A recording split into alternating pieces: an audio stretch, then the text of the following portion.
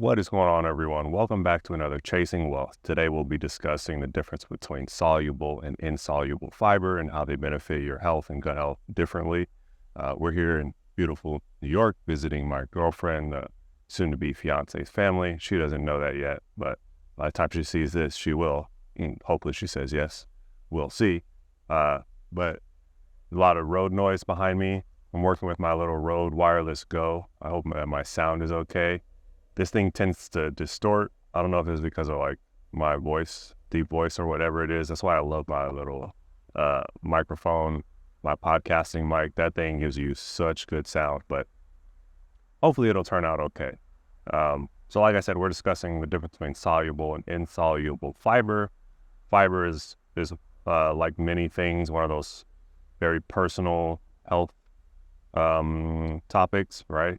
Fiber is going to be excellent for your gut, for the beneficial bacteria in your gut and feeding those microbes. And like I said, it's one of those things where, like, depending on how your gut is doing, depends on how you process fiber. Do you have the good bacteria in there to process that fiber? Because if you don't, it may cause some unwanted effects, and I've been a victim to that. And so I just thought it was super cool to go over this, and I didn't even know, well, I guess it's in the name, soluble and insoluble fiber, but there are two types of fiber, which is dope, I think. Where soluble is going to be that it becomes like a gel-like substance in liquid, and insoluble is going to be, if you ever tried to mix up some broccoli and water, it's not going to go very well. So that's what we're discussing. I got my notes here. Great day. There's a lady over there, so hopefully she's not worried about me because I ain't worried about her. So soluble and insoluble fiber are two main types of dietary fiber found in foods, and they have different properties and health benefits. So we'll discuss soluble first here. Soluble is going to dissolve in water, like I said, and become a gel-like substance in the digestive tract. So the digestive tract actually has like a mucosal lining like this that protects it.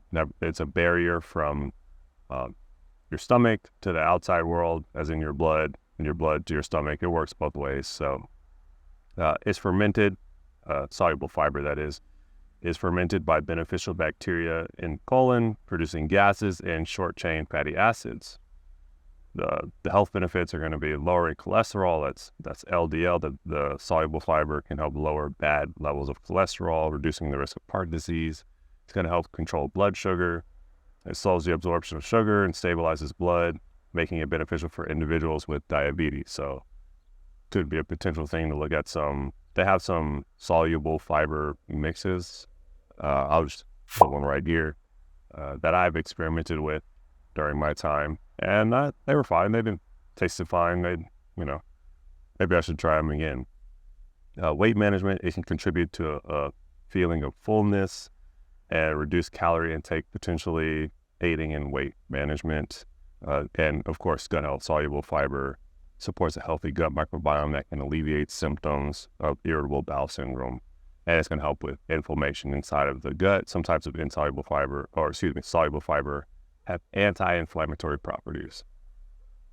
Dogs on them. Food sources that you can find insoluble fiber. So these are soluble fiber. These are going to be foods rich in soluble fiber. Are going to be oats, barley, legumes, beans and lentils, fruits, apples, oranges, citrus fruits, vegetables, carrots, sweet potatoes, and psyllium husk. Again, if you don't have the right population of some nice motorcycles there, I wonder what kind they are. Dope.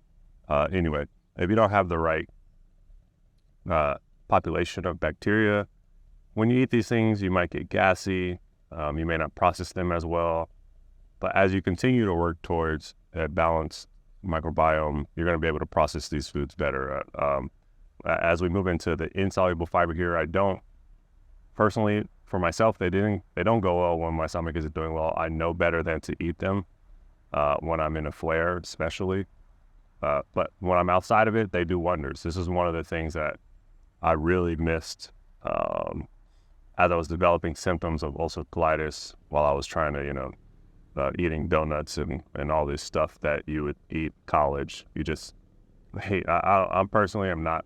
If I had the choice, I wouldn't have to eat vegetables if I have to. But that's because my gut microbiome, the bad bacteria, is telling me what to do. But anyway, let's get into it. Insoluble fiber does not dissolve in water or remain intact as it passes through the digestive system. So this is going to give you some support in your stool here. Digestion. They're back from getting their nails done. She doesn't know it, but she's, yep. She doesn't know it, but she's getting them done for the proposal. Okay. Oh, there's Granddad. Digestion is going to add bulk to the stool and promote regular bowel movements by speeding up the transit time in the colon. Health benefits is it's going to be help prevent constipation and may reduce the risk of diverticular disease. Weight management again, and colon health. Insoluble fiber is going to protect against colorectal cancer. So again, it's going to help that mucosal lining that we discussed before, and it's going to help feed the good bacteria. So food sources for insoluble fiber are going to be whole grains, wheat, brown rice, whole wheat, nuts, seeds, and skins of fruits and vegetables such as apple peels and cucumber skin, and some legumes like chickpeas. Incorporating a variety of both soluble and insoluble fiber foods into your diet is essential for overall health and digestive well-being. Most whole plant foods contain a combination of both types of fiber. So there you have it. Those are two types of fiber. Just to touch on the point, when you begin to digest new fiber or intake new fiber, perhaps you don't digest it as well until you are able to build those gut microbes, right? That's what happens. The benefit is that it doesn't get digested in your stomach, makes it through the stomach acid and all that stuff. It goes to your colon, and the bacteria in your colon are actually what break down the fiber and feed off of it. So similar to like if you leave something out to, we'll say, recycle in the environment, bacteria are going to act on it quickly in order to help break it down.